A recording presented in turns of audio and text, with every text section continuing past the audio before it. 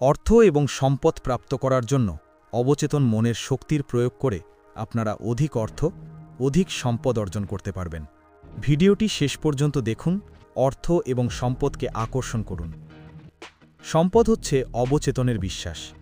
নিজেদের মানসিকতায় সফলতা এবং সম্পদের বিচারধারা প্রস্তুত করুন।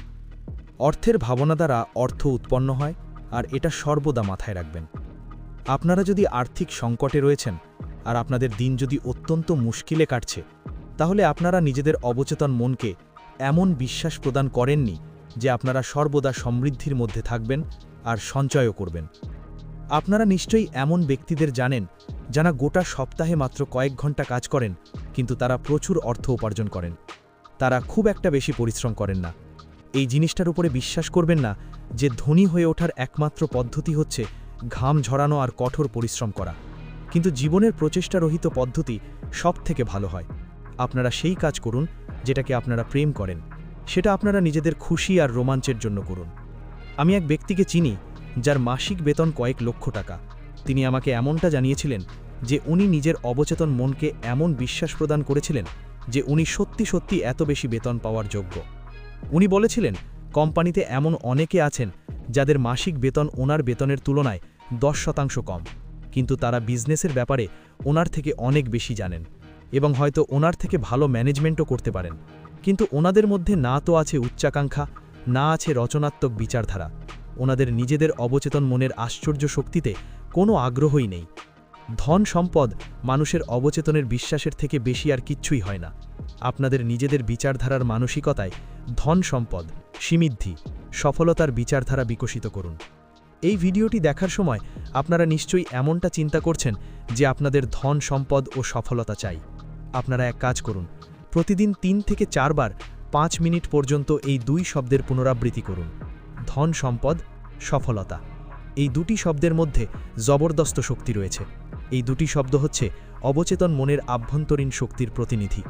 আপনারা যখন অর্থ আয় ও সম্পদ সঞ্চয়ের ব্যাপারে চিন্তা করবেন, তখন আপনাদের ভেতরে সেটার ভাবনা আরও বেশি প্রবল হয়ে উঠবে। আপনারা এটা জানেন যে অর্থ আয়ের ভাবনা থেকে অর্থ আয়ের পথ খুঁজে পাওয়া যায়। আপনাদের অবচেতন মন ঠিক কোনো ব্যাংকের মতো হয়।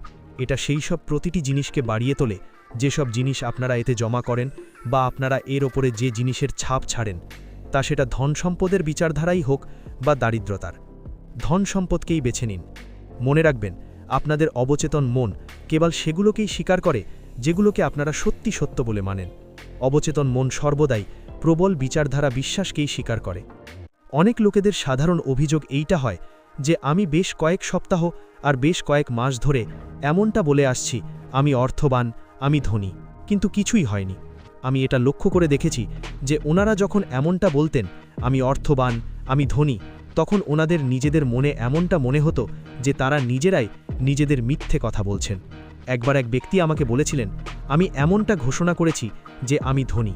এমন ঘোষণা করে করে আমি ক্লান্ত হয়ে উঠেছি। ওনার এই সমস্যার কারণ হলো উনি একদিকে বলতেন আমি অর্থবান, আমি ধনী, আর একদিকে ভাবতেন এসব তো সত্য নয়। এই প্রকারের উক্তি অবচেতন মন কখনোই স্বীকার করে না। আমি অর্থবান, আমি ধনী, এই ইতিবাচক ঘোষণাটি তখনই সফল হয় যখন আপনার মনের মধ্যে মানসিক সংঘর্ষ, বিবাদ সৃষ্টি হয় না। প্রতিদিন এই কথাটি বলুন, সাফল্য আসবেই। আপনি যে কাজেই থাকুন না কেন, তা কর্ম হোক কিংবা ব্যবসা, প্রতিদিন নিজেকে এই কথাটি বলতে থাকুন, প্রতিদিন আমার কর্মে উন্নতি হচ্ছে। আর যদি ব্যবসায় থাকেন, বলুন প্রতিদিন আমার ব্যবসায় উন্নতি হচ্ছে। এমনটি বলার কারণে আপনার চেতন অবচেতন মন একসাথে কাজ করবে এবং আপনি আপনার কর্ম বা ব্যবসার প্রতি আরও বেশি মনোযোগী হয়ে উঠবেন, আর আপনাদের আর্থিক আয়ও বৃদ্ধি হবে। আপনাদের মধ্যে যদি অধিক অর্থ প্রাপ্ত করার ভাবনা থাকে, তাহলে আপনাদের অধিক অর্থ প্রাপ্ত হবে, আর অভাবের ভাবনা থাকলে সেই অর্থ কমে যাবে। আপনারা নিজেদের অবচেতন মনে যে জিনিস একত্রিত করেন, এটা সেই সব জিনিসকে কয়েক গুণ বাড়িয়ে তোলে। আপনারা প্রতিদিন সকালে সমৃদ্ধি, সফলতা আর শান্তির বিচারধারা একত্রিত করুন। এই সৃজনাত্মক বিচারধারা সঞ্চিত অর্থের মতো আপনাদের অবচেতনে পৌঁছাবে আর প্রাচুর্যতা ও অর্থ নিয়ে আসবে। এবার হয়তো আপনারা এমনটা বলবেন, আমরা এমনটা তো করেছিলাম কিন্তু কিছুই হয়নি। আপনাদের পরিণাম এজন্য প্রাপ্ত হয়নি কারণ আপনারা ভয়ের বিচারধারায় ডুবেছিলেন, আর আপনি সেই ভালো বিচারধারাকে অস্বীকার করে দিয়েছিলেন যেটার ভিজুয়ালাইজেশন আপনারা করেছিলেন। আপনারা যখন জমিতে কোনো বীজ বপন করেন তখন তাকে নিয়মিত যত্ন আত্তি করার মাধ্যমে সেটি বেড়ে ওঠে এবং একটা সময় গিয়ে সেটা ফল দেয়। আপনার মনে যে কর্ম বা ব্যবসার বীজ বপন করেছেন সেটিকে নিয়মিত যত্ন করুন, আপনারা সমৃদ্ধিতে ভরে উঠবেন। আপনারা যদি নিজেদের অবচেতন মনকে এমন বিশ্বাস প্রদান করেন যে এই সফলতা এবং সম্পদ আপনাদের আর এটা আপনাদের জীবনে সর্বদা প্রবাহিত হচ্ছে, তাহলে সর্বদা আর শেষ পর্যন্ত এটা আপনাদের প্রাপ্ত হয়ে পড়বে, তা সেটা যে রূপেই হোক না কেন।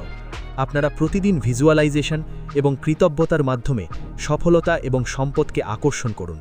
ভিডিওটি ভালো লাগলে লাইক দিন এবং পরবর্তীতে কোন বিষয়ের ওপর ভিডিও দেখতে চান আমাদের জানান। ভিডিওটি দেখে আপনি যদি একটুও উপকৃত হন তাহলে এরকম আরও উৎসাহিত অনুপ্রাণিতমূলক ভিডিও পেতে চ্যানেলটি সাবস্ক্রাইব করে রাখুন। ধন্যবাদ। দেখা হবে পরবর্তী ভিডিওতে। সুস্থ থাকুন, ভালো থাকুন।